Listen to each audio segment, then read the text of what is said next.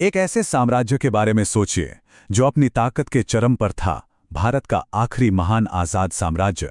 और फिर उस धोखे और उस जंग के बारे में सोचिए जिसने उसे घुटनों पर ला दिया। आज हम बात करेंगे सिख साम्राज्य के पतन की, उसी नाटकीय कहानी की।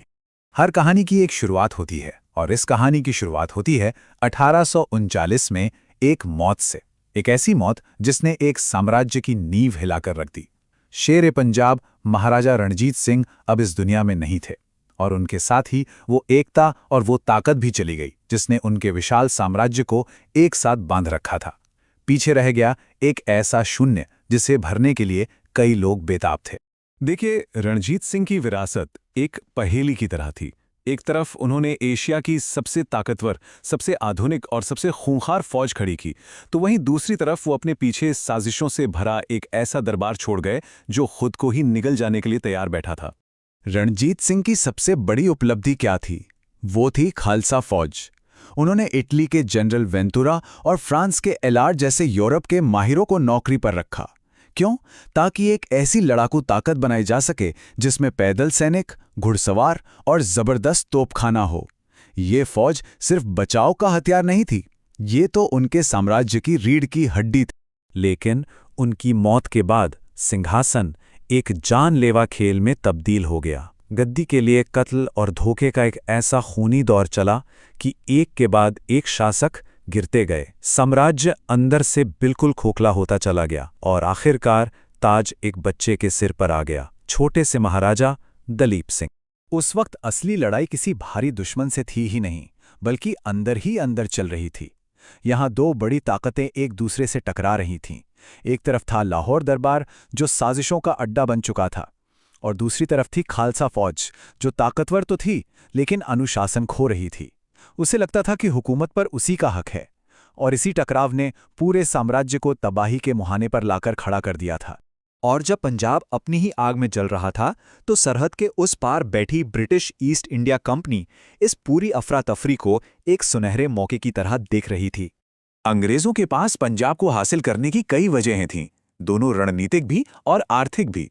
उन्हें अपनी उत्तर पश्चिमी सरहद को महफूज करना था, अपने कारखानों से भरे इंग्लैंड का पेट भरने के लिए इस इलाके के अनाज पर कब्जा करना था, और व्यापार के लिए यहाँ की नदियों पर कंट्रोल चाहिए था। सीधे शब्दों में कहें तो पंजाब भारतीय उपमहाद्वीप पर उनकी पूरी हुकूमत की पहेली का वो आखिरी टुकड़ा था। तो पहले युद्ध की चिंगारी बाहर से नहीं आई, ये तो खुद सिख दरबार के अंदर से भड़की थी, और इसे हवा दी डर और लालच की आग ने। सच तो ये है कि पहला युद्ध एक बहुत बड़ी साजिश थी। वजीर लाल सिंह जैसे सिख नेता अपनी ही अनुशासनहीन फौज से इस कदर डर गए थे कि वो अंग्रेजों के साथ जा मिलें। उनका प्लान ये था कि एक जंग छिड़ी जाए ताकि अंग्रेज आकर उनकी अपनी ही फौज को तबाह कर दें। सोचिए, अपनी ही सेना को धोखा देने की तैयारी थी। दिसंबर 1845 में टकराव शुरू हो गया और ये ड्रामा कई खूनी लड़ाइयों में सामने आया। मुदकी, फिरोज शाह और आखिर में सुबराओं। हर लड़ाई पिछली से ज्यादा भयानक थी। फिरोज शाह की लड़ाई को तो ब्रिटिश इतिहास में आज भी आतंक की रात के नाम से जाना जाता है। खालसा सैनिकों ने जिस बहादुरी से लड़ाई की, उसने ब्रिटिश सेना को पूरी तरह से नेस्तनाबूद होने की कगार पर ला खड़ा किया था।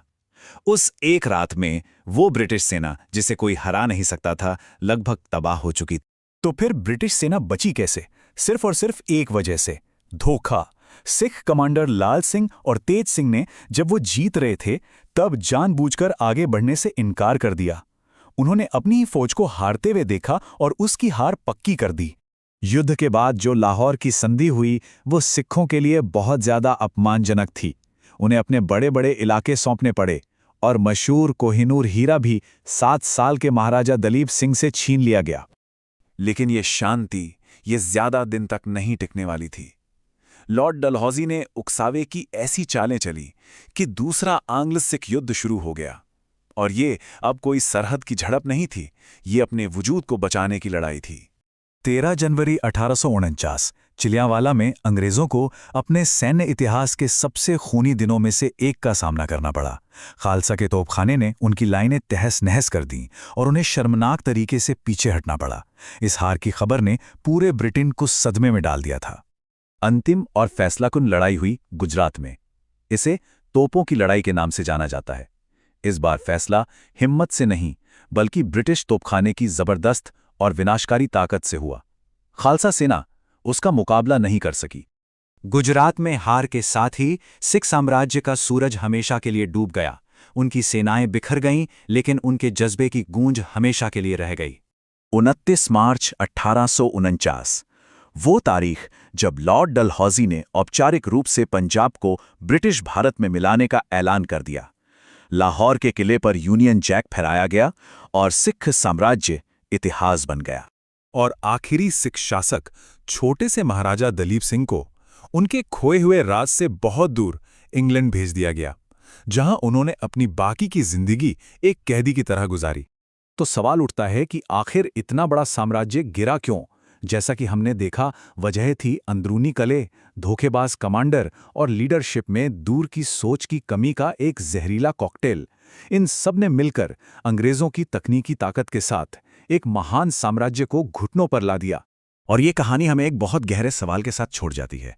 इतिहास का रुख कैसे बदलता है जब जंग के मैदान में दिखाई गई बहादुरी को कमांड टेंट में बैठे अपने ही लोग धोखा दे देते हैं?